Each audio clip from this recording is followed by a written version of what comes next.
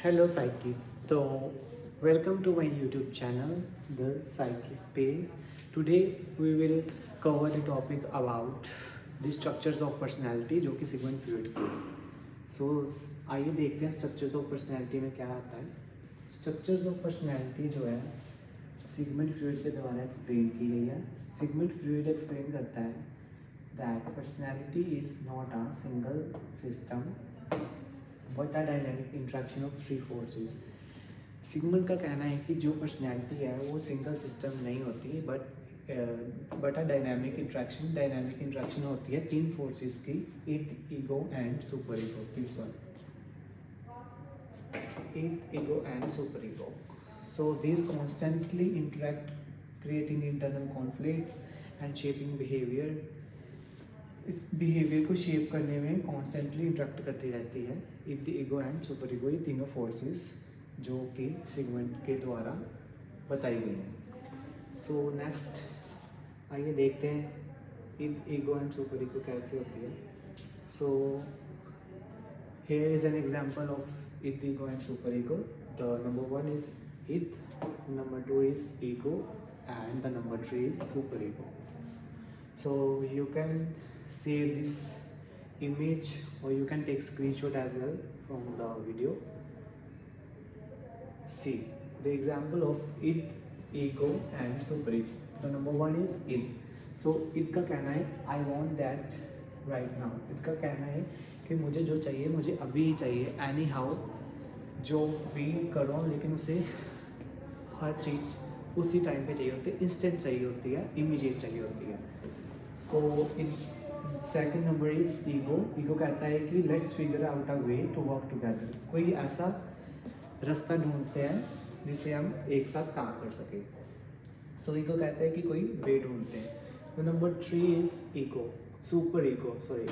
The number three is super ego. So जो super ego में है, good people don't think about those things. जो अच्छे people होते हैं वो इन चीज़ों के बारे में सोचते नहीं हैं कि मुझे अभी चाहिए या नहीं चाहिए, इंस्टेंट चाहिए या नहीं चाहिए. सो वो अच्छे से अपने फैसले लेते हैं सुपर ईगो वाले. So the number one is it. जैसा कि मैंने आपको बताया कि इनको जो चीज़ है वो तभी चाहिए होती है, इंस्टेंट चाहिए होती है. This one, it want it now any how. So the it is the, you can see the it is the most basic and primitive part of the personality. Personality का एक प्रिमिटिव पार्ट होता है जो कि present from birth, birth से ही हमारे अंदर present होता है.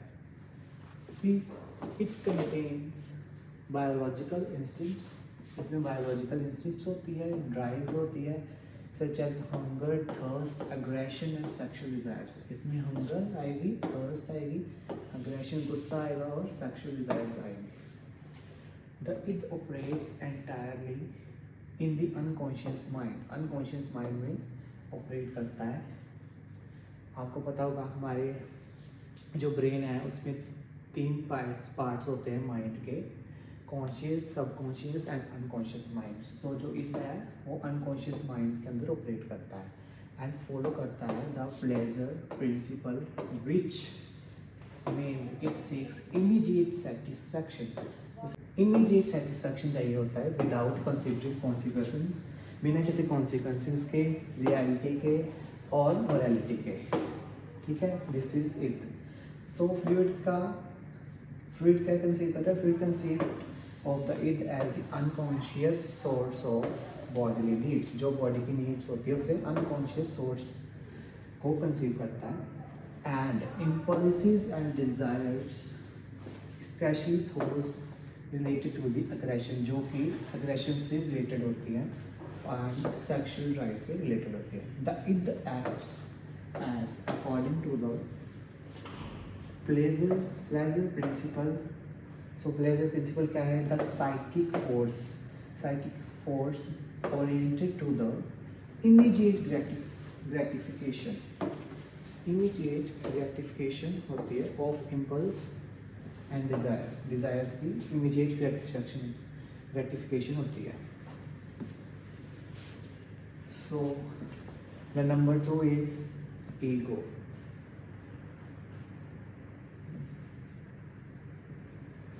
So here is ego, the number 2. इसका की पॉइंट देखिए, सबसे इम्पोर्टेंट पॉइंट है की पॉइंट ईगो में।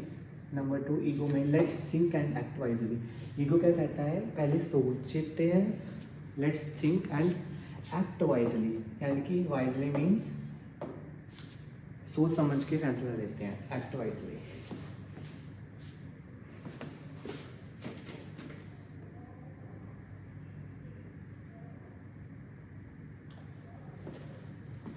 ठीक है। the ego develops as the child grows। जैसे ही चाइल्ड ग्रो करता है वैसे ही ईगो डेवलप होती रहती है। And interacts with the real world, और रियल वर्ल्ड के साथ इंटरेक्ट करती रहती है ego. It operates on the reality principle, ये रियलिटी प्रिंसिपल पे ऑपरेट करती है। Meaning it tries to satisfy the its desires. इसका मीनिंग ये है कि ये इद की डिजायर्स को सेटिस्फाई करती है इन अ प्रैक्टिकल वे में, रियलिस्टिक वे में, एंड सोशली एक्सेप्टेबल वे में। ठीक है जी। Next, the ego acts according to the reality principle. Ego जो है एक्ट करती है, ईगो एक्ट करती है according to the reality principle. जो रियलिटी है उसके अकॉर्डिंग ईगो एक्ट करती है। इट एनालिसिस कॉम्प्लेक्स परसेप्शंस, ये एनालाइज करती है कॉम्प्लेक्स परसेप्शंस को। कॉम्प्लेक्स परसेप्शंस कौन कौन से हैं, things, ideas and dreams. This three are the complex perceptions. So synthesis the appropriate parts into logically coherent interpretation. It synthesizes the appropriate part, सही parts होते हैं into logical coherent में synthesize कर देती है interpretations को, यानी कि models को। and rules the muscular apparatus, और muscular apparatus को rules करती है। since the its, but जो id है वो drive करती है, its drives are frequently incompatible with the moral prescriptions। और जो id है उसकी ड्राइव जो रहती है फ्रीक्वेंटली इनकम्पैटिबल होती है मोरल प्रिस्क्रिप्शन में, and religious illusions of the contemporary culture. The ego attempts to direct the libidinal energy. Libidinal energy इसको सेक्सुअल एनर्जी भी बोलते हैं, sexual energy, and it satisfies its demands in accordance with the imperatives of the reality, that reality। आप इसको save करके रख सकते हो। Next we have super ego. This is the last and third part of the structures of the personality। So super ego का key point है, the third one is super ego। So इसका key point है do what is right। super ego ये कहता है कि वो करो जो right है। So super ego में देख लेते हैं, the super ego develops later through socialization। super ego कब develop होती है, later socialization, लाइफ में लेटर जब सोशली हम बाहर जाते हैं, इंटरेक्ट करते हैं लोगों से, स्पेशली फ्रॉम पेरेंट्स। जब हम पेरेंट्स से ये पेरेंट्स से डेवलप होती है सुपर ईगो, टीचर्स से होती है, कल्चर एंड सोसाइटी, कल्चर से एंड सोसाइटी से। इट रिप्रेजेंट्स, ये क्या रिप्रेजेंट करता है, मोरल वैल्यूज़ को रिप्रेजेंट करता है, एथिक्स को करता है, एंड आइडियल्स को करता है। Freud's superego is the moral component of the psyche। ये psyche का moral component होता है। This is a very important line, so you can mark this or highlight this one। Representing internalized societal values and standards। ये किसको represent करता है, internalized societal values को and उनके standards को। It contrasts with the its desire। ये id की desires के साथ कॉन्ट्रास्ट करता है, गाइड करता है बिहेवियर को towards the moral rightness.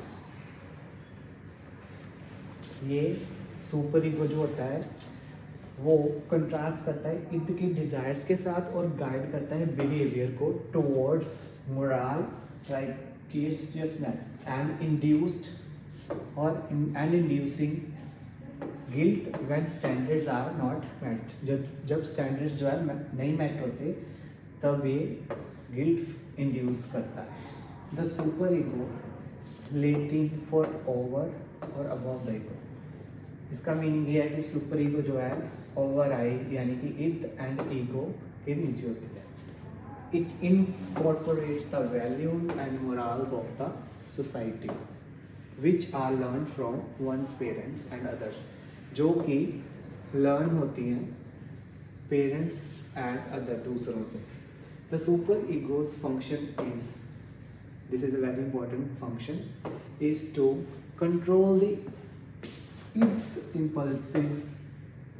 Super ego का सबसे इम्पोर्टेंट फंक्शन क्या है कि वो id के इम्पल्सेस को कंट्रोल करता है, specially those which society forbids, जो कि सोसाइटी में फॉरबिड्स होती हैं, सच एज कौन कौन सी है, sex and aggression. Sex and aggression को ये impulses, especially those which society forbids, such as sex and aggression, ये सेक्स और अग्रेशन को कंट्रोल करता है। In everyday terms, the super ego is like one's inner critic or inner angel providing a sense of right and wrong। इसमें right and wrong की sense के बारे में पता लगता है सुपर ईगो में।